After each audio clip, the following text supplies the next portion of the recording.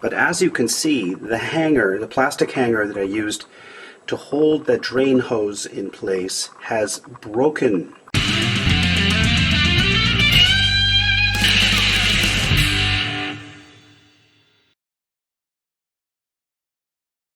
Hello everybody, this is a quick update on the dishwasher install.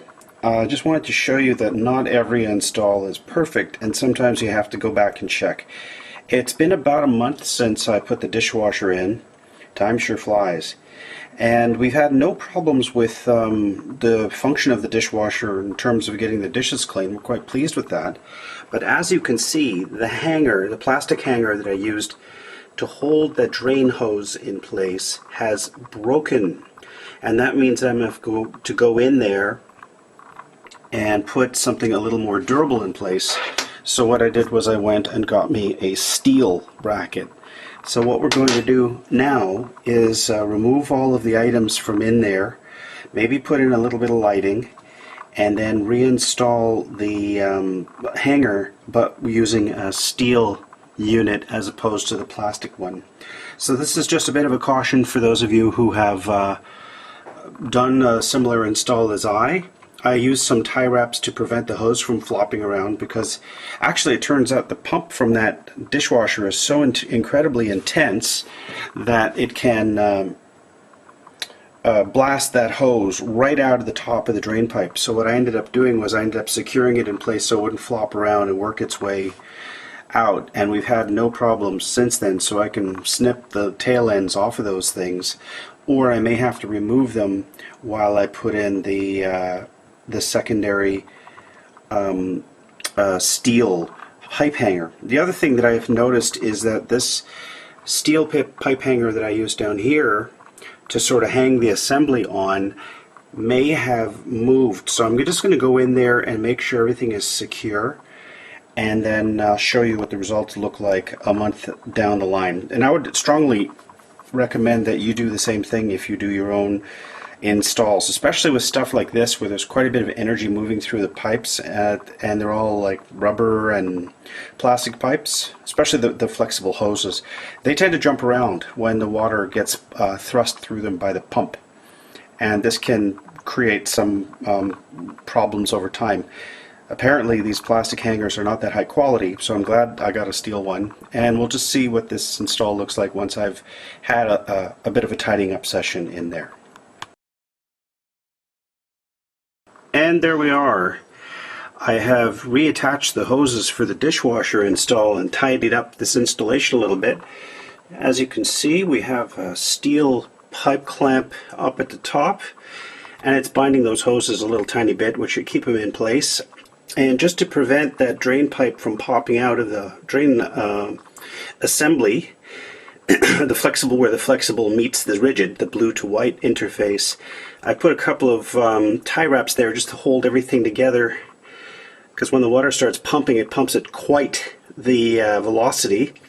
And then another little tidying tie wrap below. I didn't change anything else other than this clamp. I straightened out that end and put it in there, so the fitting, the flared flange for the upper pipe there, sits on top of the straightened out pipe hanger. So now what you can see is the install is once again complete. Let's hope it works out. I'm going to have Mrs. Maker run a cycle on the dishwasher with nothing down there, make sure it's still watertight. Of course, the place where the greatest worry is right there, where the blue interfaces with the gray. That's just a friction fitting, a really good friction fitting, but a friction fitting nonetheless. And so the two places that we're a bit worried about are there and there. And of course, everywhere else, now that I've been in there playing around with the stuff, I tightened up all of the screw type fittings. And what remains is just to keep an eye on it while it's doing its magic washing dishes. And then we'll be able to report back whether or not this install was complete. It looks good, but I don't know if it works good, so that's the next thing to test. Well, it's been a couple of days since I performed this install, and all this stuff is back in under the cabinet space. I don't think there's been any leaks. There's no water anywhere to be seen, and things are looking all right. Let me just run a finger down here. Yeah, bone dry. All right, no drips anywhere. So it's looking good.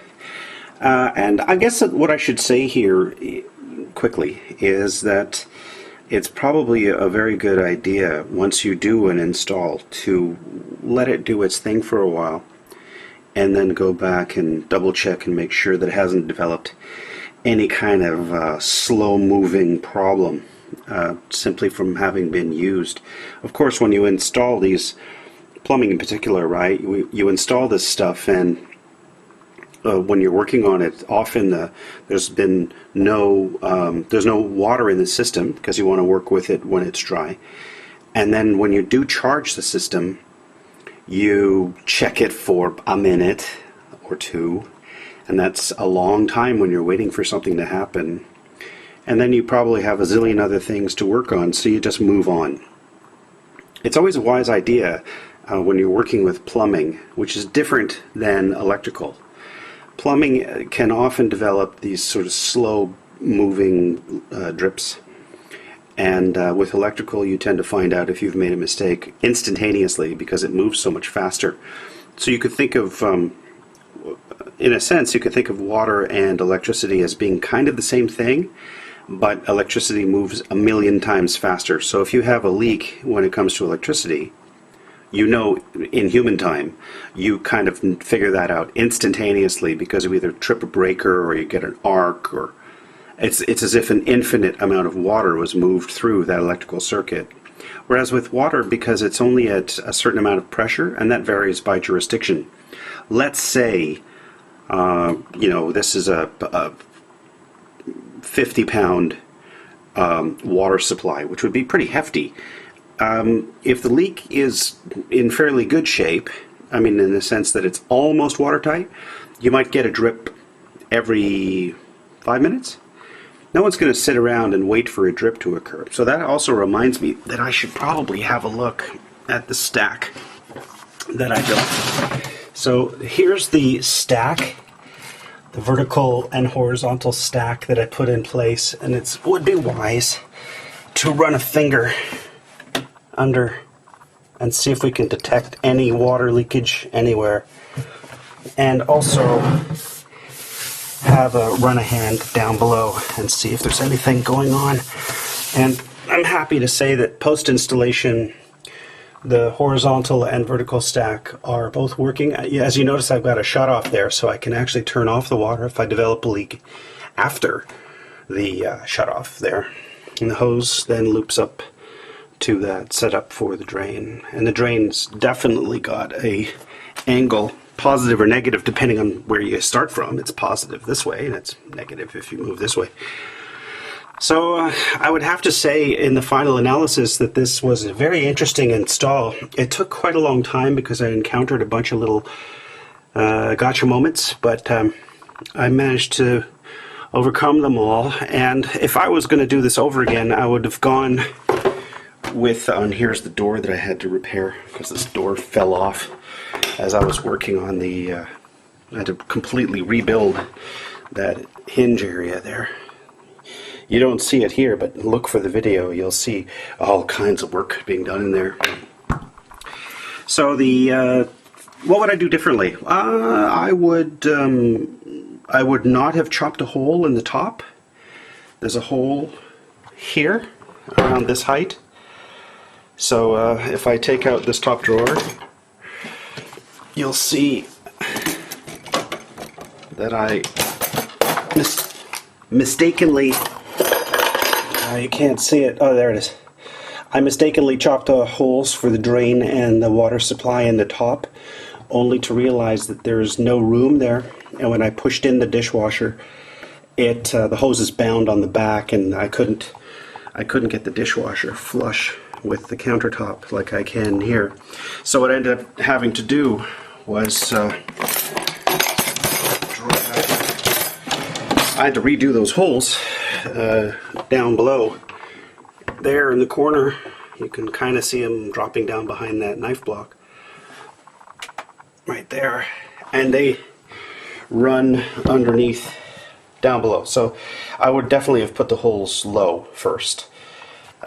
Save me a bit of time. And the other thing I would have done was not go with plastic hangers when gravity started to assert itself. So that plastic hanger is okay, but this is holding up the assembly, so that needs to be more beefy. And this one could have been plastic, but the plastic broke, so steel probably, again, it's fighting gravity. So that one I would have gone with steel out the get-go. So that's really the there's nothing I would have done differently with the stack. It just took forever to get that thing watertight. And that's kind of like the final review of the dishwasher install. The dishwasher itself is working great. We're extremely pleased with it. And it's certainly helping out in terms of keeping marital harmony the dominant theme of our relationship. When it surrounds dishes, Mrs. Maker really doesn't like doing dishes, so the least I can do is make her life easy.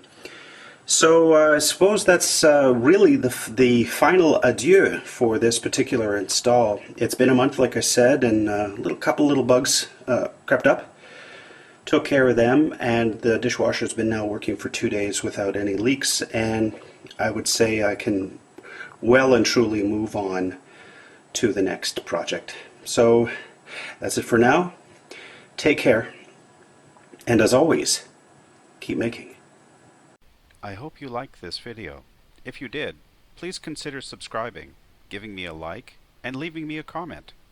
I really enjoy making these videos, and I want to know from you how I can make them better. The whole point of these videos is to demonstrate that if I can do something, you can do it too. Well, that's it for now. So long, and remember, keep making.